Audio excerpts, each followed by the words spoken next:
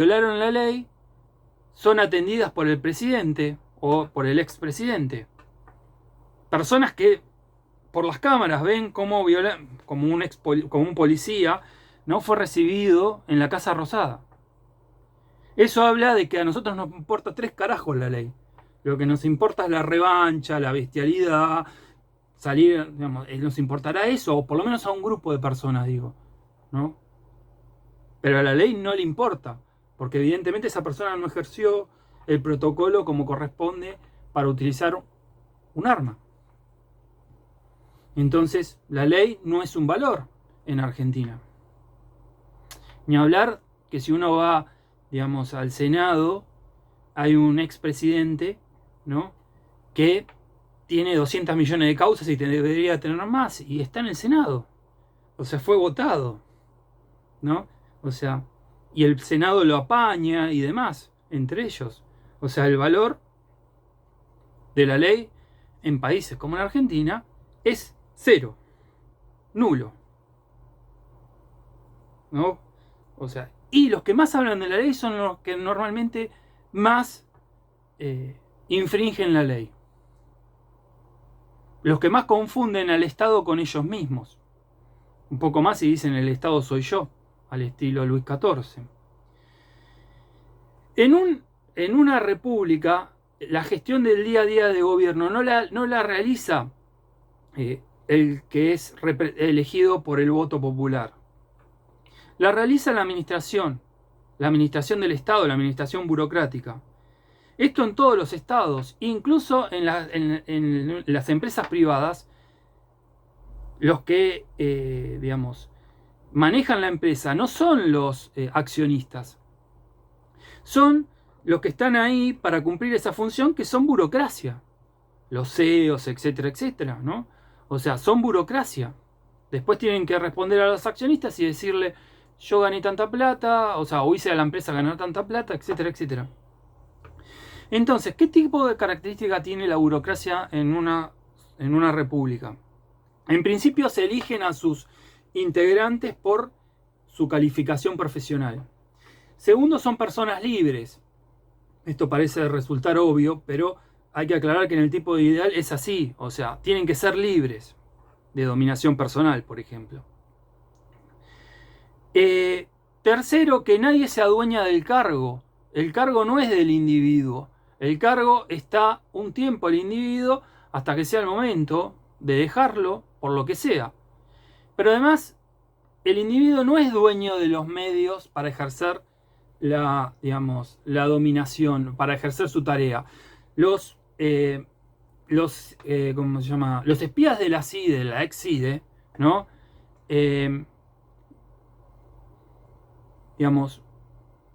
Utilizan los recursos del Estado para sus propios beneficios, para sus propias cuestiones, para manejar poder. Eso no es la tipología ideal de la burocracia. O sea, esa gente tendría que estar controlando de que no haya una potencia extranjera que nos quiera, ejercer un acto violento, no sé, como por ejemplo lo de la AMIA. Que dicho sea de paso, fue culpa de la Argentina la AMIA. Nosotros los argentinos mandamos barcos a la guerra del Golfo declarándole la guerra a Irán. Irak. O sea, la Argentina legalmente mandó barcos a hacerle de escolta a quienes, a los ingleses. A los mismos que 8 años antes nos habían ganado la guerra de Malvinas. O sea, más humillante no se conseguía, ¿no? Pero bueno, eso fue un acto de guerra, porque las guerras, cuando son en ese tipo de guerra, las cosas no son aviones, barcos, son guerras sucias. La irresponsabilidad de ese gobierno nos llevó a que la gente que estaba caminando por la calle y la gente que estaba dentro del edificio volara por los aires literalmente, fuera asesinada. Ni hablar de que después también en esa década se hizo volar una ciudad, o sea, casualmente voló una fábrica militar e hizo estallar a toda una ciudad en el medio. O sea, saben esto, Río Cuarto o Río Tercero, ya no me acuerdo. Bueno, es el responsable, mínimamente el responsable político, por no decir otra cosa, de eso, del tráfico de armas a Croacia y a Ecuador, está en el Senado. Y habla y nadie le parece muy horroroso, evidentemente, porque lo siguen votando. ¿Cuál es la debilidad del tipo de dominación racional legal? La debilidad es la siguiente, que en la mayoría de las sociedades la ley no es un valor. Digamos, esta debilidad no cuenta para, ya les digo, Estados Unidos, para Gran Bretaña, para Canadá, para ese tipo de sociedades. Pero para el resto de las sociedades no es un valor la ley.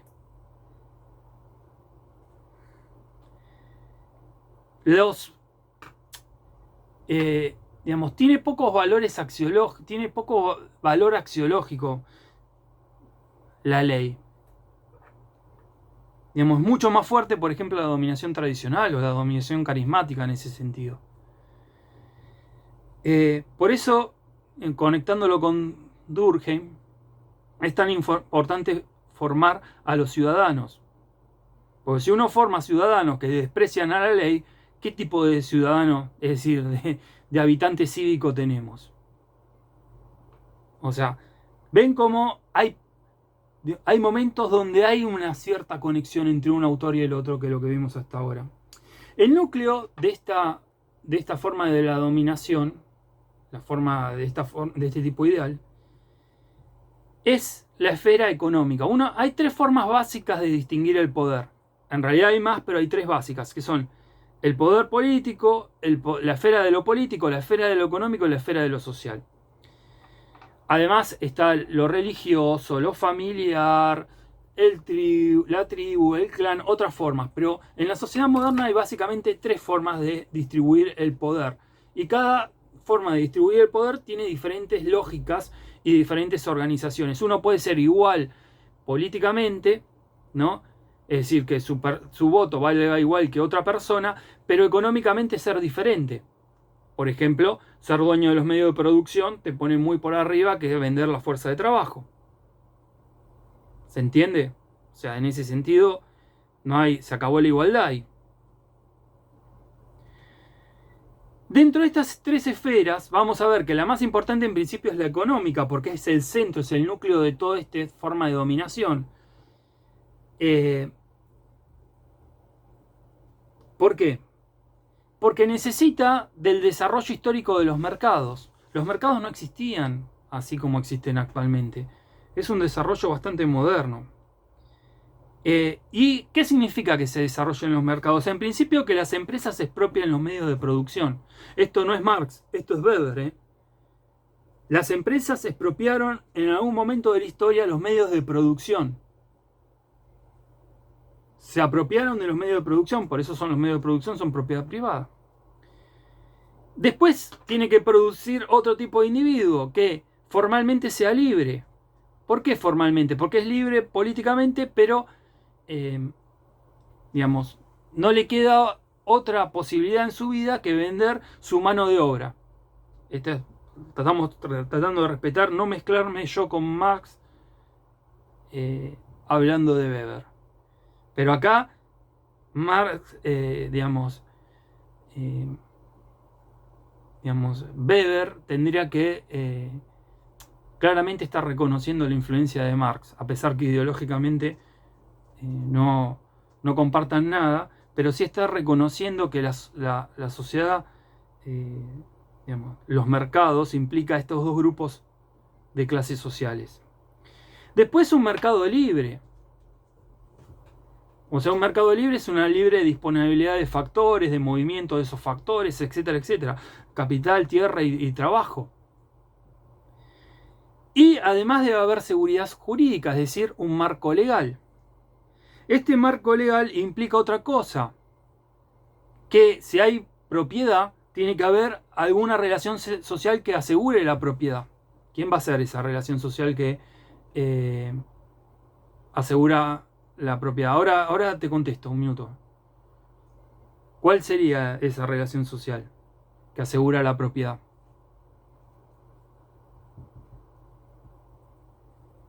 Pero ustedes van y ocupan una fábrica, ¿quién va a aparecer? El Estado. No, el dueño no. ¿Cómo va a aparecer el dueño? O sea, aparece el Estado. ¿Qué estamos? ¿En la selva? Aparece el dueño. Si viene el dueño me cago de risa. Que vengan todos los dueños, son 5. Nosotros somos millones. Por mí mejor. ¿Cómo es que millones no pueden contra 5? Porque está en el medio del Estado. Es así de sencillo. ¿Vieron cuando los liberales dicen, quiero abolir el Estado? Sí. ¿Qué mejor para los dominados que nos quiten el Estado de encima? Definitivamente, porque ahí nos vemos las caras todos. Y somos más. ¿Se entiende? O sea, guarda con lo que uno desea. Es el Estado. El Estado es una forma jurídica de organización de esa dominación. Que implica clases sociales. No grupos tipo lo que habíamos visto, las pirámides en la unidad 1, etcétera, etcétera. Acá estamos hablando ya de clases sociales. Pero Weber es demasiado economicista, para nuestro gusto, al momento de analizar las clases sociales. O sea, Marx en este sentido le saca años luz, en casi todos los sentidos le saca años luz a Weber, pero en este particularmente lo pasa por encima porque Marx, si hay algo que no es economicista. Y esto va a la pregunta de Camila. Si alguna de las 3 esferas domina a las otras. No, ninguna para Weber domina a ninguna. En principio, ninguna es la determinante. ¿Por qué Weber tiene una visión errada de Marx? Él conoce mucho a los marxistas vulgares, que eran economicistas, claramente, pero Marx no era economicista. Marx, cuando habla de economía, no está hablando de mercado, está hablando de una relación entre el hombre como género y la naturaleza, que es un concepto muy diferente a decir al concepto de sentido común de cuando hablamos de economía, que es el mismo concepto que está utilizando Weber. En Weber no hay ninguna esfera que sea por sí mismo determinante del resto. A ver, desde el poder económico yo puedo obtener poder político y puedo obtener poder social, y sí, tuvimos un presidente que lo hizo eso así. Desde el poder económico, y además él viene de una familia patricia, por lo menos por parte de la madre, tenía poder social, ¿no? Pero desde el poder político uno también puede tener poder social y económico. ¿Cómo es la oligarquía argentina construyó su poder? Adueñándose del poder del Estado y de ahí donándose las tierras del sur, donándose todos los negocios con el Estado, etcétera, etcétera. Así construyeron. Hasta el Estado argentino les pagaba sus grandes mansiones ahí en la avenida Figueroa del Corta, en la avenida Alvear, etcétera, etcétera. O sea, se las pagábamos nosotros. Este país es maravilloso, ¿eh? O sea, uno ve esos palacios y te tiene que decir, bueno, este ladrillo es mío, o fue de mi abuelo, no sé, mi tatarabuelo, ¿no? ¿Qué es una clase social? Son individuos que comparten ciertas características comunes al momento de ingresar en el mercado. Es decir, tienen algún resorte de vida económico que comparten todos. Si uno, por ejemplo, vive de rentas, va a ser una clase social. Si uno, por ejemplo, trabaja en profesiones liberales, abogado, médico, contador, etcétera, etcétera, va a ser de otra clase social. Si uno es un artesano que tiene un pequeño taller, va a ser otra clase social. Eso básicamente, ¿por qué es economicista? Porque básicamente en ningún momento entra la conciencia ahí en el caso de Weber. Es mecánico. Y Weber dice, la lucha de clases, porque no se olviden que está de alguna forma tratando de rebatir en lo que puede a Marx, como puede y como le sale. La acción de clases, él la llama así, lo que nosotros llamaríamos la lucha de clases, ¿no? Es una acción común a miembros de una misma clase. Por ejemplo, lo que yo les decía de la hiperinflación. Había una clase social que decidió disciplinarlos a todos para terminar de construir el marco ideal para que todos deseáramos que se vendieran las empresas públicas, de que se desguazara el Estado, etcétera, etcétera. O sea, para crear ese consenso de que era legítimo todo lo que pasó en la época de Menem. Pero ¿qué pasa? Dice Weber, esto no es un fenómeno necesario. ¿Por qué?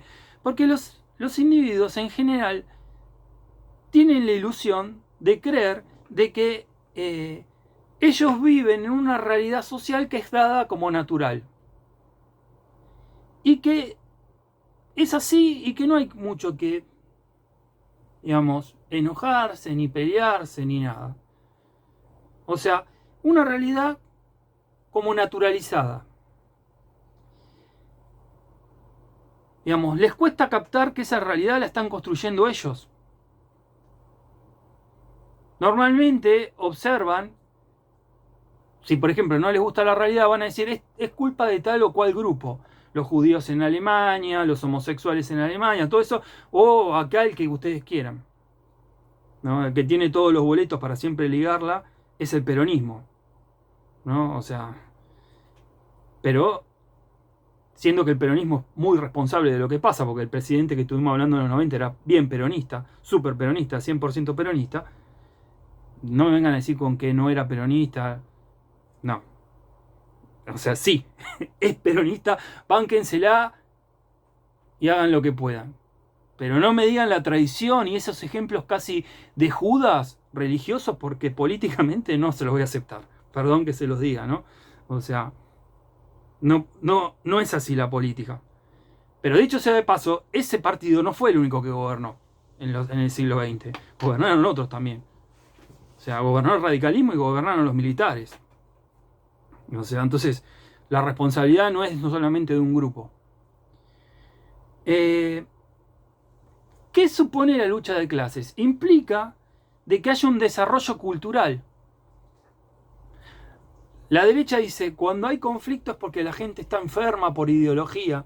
Y Weber, que es de derecha, dice, para que haya conflicto tiene que haber desarrollo cultural. Si no hay desarrollo cultural, no hay desarrollo intelectual, no se puede apreciar el conflicto, no se puede apreciar el contraste. ¿Y a qué voy, por ejemplo? Si bien no es lucha de clases, sí es una lucha social, el feminismo. Si no hay condiciones culturales, condiciones intelectuales, no se puede apreciar el contraste entre los géneros. Se naturaliza. Y sí, este es hombre o varón, esta es mujer, y a la mujer hay que pagarle menos porque es mujer. Se naturaliza. O las mujeres no pueden ocupar cargos porque son mujeres. O sea, biológicamente vendrían a ser inferior dentro de una naturalización.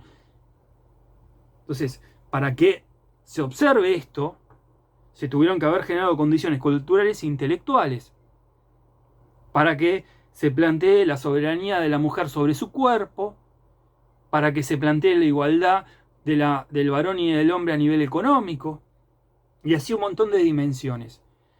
Ahora, para que yo les explique lo que les acabo de explicar sobre la hiperinflación del 80, ustedes también tienen que estudiar, tienen que aprender, y van a aprender, mucho tienen que aprender, y entre otras cosas tienen que aprender a filtrar la información.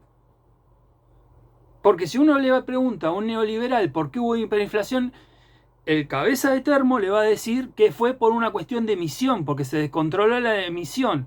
Claro que no te lo va a decir por qué carajo había inflación en la época de Macri que no había emisión. Y había mucho más que en la época que había emisión. O sea, pasamos del 20 al 50 y pico. Entonces, entiendan las cosas, digamos, sociales, son difíciles de captar, hay que hacer mucho esfuerzo, hay que ir a buscarlo. O sea, uno esta materia abre la puerta, pero uno después tiene que seguir desarrollándose. Con un cursito de sociología no solucionamos casi nada. O sea, si ustedes quieren conocer, tienen que seguir avanzando. Y ahí van a poder relacionar bien, digamos, los fundamentos de una posición social y las consecuencias de esa función, de esa posición social. Digamos, yo, con respecto a lo que dijo alguna vez Alberto, con que un capitalismo para que ganen todos, les diría, miren cuándo en la Argentina pasó eso y ya les tendría que alcanzar. Una simple clase de sociedad de Estado les tendría que alcanzar. Pero esto hay que explicarlo lógicamente. Hay que explicarlo lógicamente. Entonces, para eso hay que entender que el señor Marx escribió todos estos libros que están acá, más todos los que están ahí dando vueltas alrededor de él. Pero el Capital les explica eso. Entonces, y el Capital no es lo leo y lo aprendo. Son años de estudiarlo, volverlo a estudiar, volviendo a estudiar, ver diferentes versiones, entender diferentes perspectivas. Entonces, finalmente, la lucha de clases no es yo salgo a darle a la cacerola, o me subo un ringtone en el celular que haga el ruido de cacerola, porque los bancos me estafaron en el 2001, como le pasó a un montón de gente. A ver, si una economía tiene una tasa de interés ridículamente alta, en un país que no había inflación, ¿de dónde pensaban que salía la plata esa gente que ponía la tasa de interés? O sea, claramente esa persona era ignorante de economía y codiciosa de parte. Bueno, te manejaron la codicia, bancátela, la perdiste. O sea, la perdiste, te estafaron. ¿Quién se quedó con tu plata? Los grupos económicos, los que hicieron toda la fuga de capitales en el 2001. Claro, después para el pequeño arrista, que se cree porque tiene una maceta, se cree que es terrateniente, ¿no? Piensa, sí, todo, pero a ningún pescado grande agarraron a todas las mojarritas. A los tiburones no agarraron a ninguno. Con el ¿cómo se llama? Con el corralito y el corralón. ¿Se entiende? Entonces, hay que conocer cómo funciona una economía capitalista. Si ustedes tienen propagandas como había en la época de Macri, que les decía, bueno, no labures más, andá a correr y hacer laburar la plata. Tenés miedo porque eso en algún momento va a estallar. O sea, jugátela. Si uno puede surfear esa ola y lo puede hacer, bueno, pero no te quejes cuando estás jugando a la perinola con la plata de uno y después perdés. Así como sacás todo, también de la perinola, ¿saben lo que es? Un juego, ¿no? También toca perder. Y es feo, es horrendo. ¿Lo merecía esa gente? Y no lo merecía, por más que fuera ignorante. No lo merecía. Porque fue un robo. Porque ese robo benefició a un grupo de gente muy concentrada, ¿no? Que son los grandes grupos económicos de siempre. Pero es esto. Esto es ser racional. ¿Se entiende? Saber, conocer. Y para eso, para resistir, hay que estudiar, hay que aprender, etcétera, etcétera. Vamos a la forma de dominación más clásica de todos los tiempos, que es la dominación tradicional. Esta es la más, históricamente, la más preeminente por lejos. La legitimidad en la dominación tradicional es la santidad ¿de qué? De las tradiciones. Es decir, ordenaciones, tradiciones, poderes que vienen desde la antigüedad y el dominado ya no sabe que eso es histórico. Para él todo tiempo fue ese tiempo. Esto puede parecer medio extraño, pero por algo las sociedades tradicionales en buena parte tenían, las más tradicionales, la forma más pura del tipo ideal tradicional, no tenían un Génesis, una Éxodo, etcétera, etcétera, en sus libros religiosos. De hecho, no tenían libros, tenían mitos. En tal momento se creó la tierra o lo que sea, los dioses, o sea, ordenaron el caos, el infinito, porque no había concepción del tiempo lineal como tenemos nosotros actualmente. Esto del tiempo va a ser para otra clase. La dominación es personal, se obedece a quien la tradición indica que hay que mandar. ¿Cuál es la forma más pura de esto? El patriarcado. En su forma clásica. O sea, porque, digamos, no se habló por primera vez de patriarcado. O sea, Weber dice, el tipo de dominación tradicional más claro, más parecido, así como el Estado liberal es la forma más cercana de la realidad al tipo de dominación racional legal, el tipo de dominación tradicional tiene en el patriarcado la forma más tradicional, más pura, o la más cercana a lo puro. ¿Qué pasa en el patriarcado? Y mandan los miembros varones con ciertas posiciones y digamos, es una especie de familia amplificada. El varón es el soberano, es un ¿qué? Un señor, por eso que la dominación es personal. Y los otros que son súbitos. La administración se ejerce a través de criados, familiares, amigos, vasallos. Vean un poco de cómo se eligen acá a ciertos personajes de la administración pública y van a ver que somos bastante tradicionalistas, ¿no? Digamos, elegimos, vieron que siempre aparece alguno que no justifica por nada que esté ahí, pero tuvo el buen contacto de haber nacido en la familia de una persona, ser amigo de otra persona, ¿se entiende? Esto es bien de la administración tradicional. O sea, ¿cómo piensan que se reproducía la oligarquía argentina? Justamente apropiándose de los cargos del Estado. No porque eran superiores, ni mucho menos. Porque ninguno fue muy brillante. Si lo vemos, ¿qué aportaron a la humanidad? Nada bueno. ¿Alguno que piense mucho ahí? Ninguno. O sea, Borges. Un gran, o sea, pero los contamos con la mano. En relación, eran bastante mediocres. ¿Por qué? Porque en la forma de dominación tradicional, el que domina tiene una adversión al trabajo físico. Es decir, el núcleo no es ni la economía, que no existe, ni el Estado, que tampoco existe. El Estado empieza a surgir en la modernidad del siglo XVI para acá. Una esfera separada de lo social que concentra el poder político. Y la economía, ya sabemos que también empieza a surgir del siglo XVIII para acá. Obviamente que había formas económicas, pero no había una esfera de la economía. ¿Por qué? Porque la esfera social subsumía al resto de las esferas. Y el grupo social que uno distingue dentro de ahí no es una clase social, el grupo de individuos. Es ¿qué? Un estamento.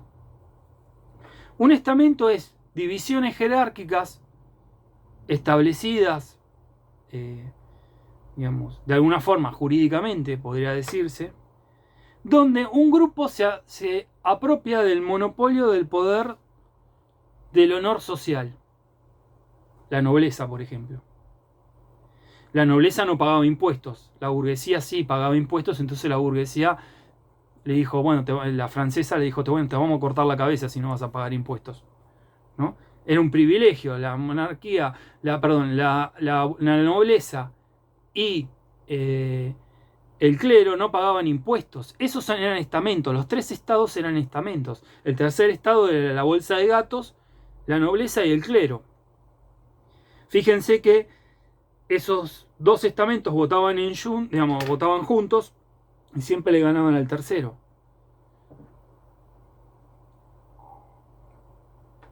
Pero los estamentos siguen existiendo hoy en día. Fíjense que en la universidad se vota estamentalmente. El voto de un titular de cátedra vale miles y miles del voto de ustedes. O sea, no hay igualdad en el voto al momento de gobernar la universidad. O sea, la universidad se maneja con patrones propios del antiguo régimen. O sea, los estamentos siguen existiendo.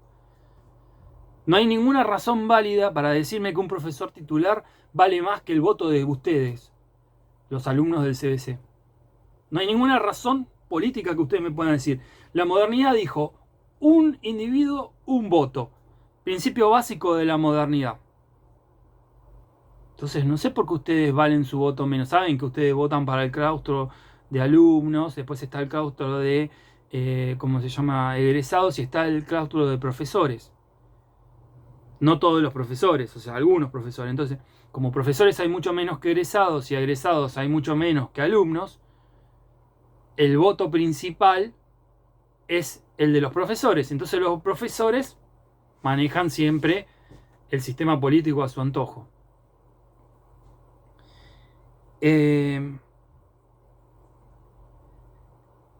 Por eso no les sorprenda que en la Facultad de Ciencias Sociales recibamos al presidente que nos sacó, ¿cómo se llama? Parte del salario de este año, que nos sacó, ¿cómo es? El, digamos, el medio aguinaldo. Lo recibamos como un héroe de la patria junto a Lula, cuando quiso venir Moro y lo echamos a patadas, como corresponde. Moro no podía estar, pero sinceramente Alberto tampoco tendría que estar, por más que sea profesor de la cátedra y demás. De la cátedra, perdón, de la casa, ¿no? Pero bueno, ahí vean que los que dominan, digamos, los que dominan sociales son los radicales y los K, y no van a hacer nada. O sea, lo van a seguir, digamos, sosteniendo eso, ¿no? Los estamentos están basados en cuál es, en la forma de vida, en el modo de vivir, la forma de consumo, por ejemplo, ¿no? En el honor social de pertenecer a la nobleza, en el prestigio que le da eso socialmente.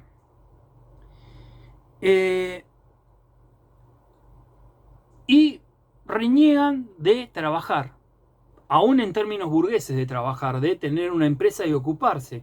¿Qué hacía la oligarquía argentina?